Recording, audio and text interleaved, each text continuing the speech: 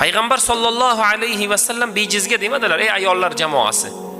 Sizlarni ko'plaringizni men do'zaxda ko'ryapman dedilar. Nega? Hamma ayollarni, taqriban hamma demaylik, ba'zi ayollarni eriga aytadigan gap shu, sizga tegib nima ko'rdim deydi men.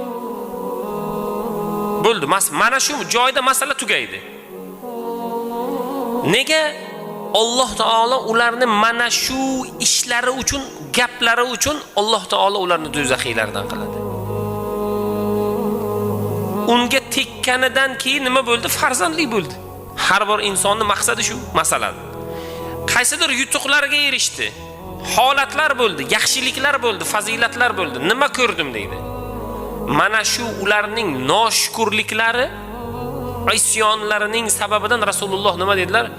Ko'p ayollarni men do'zaxda ko'ryapman dedilar.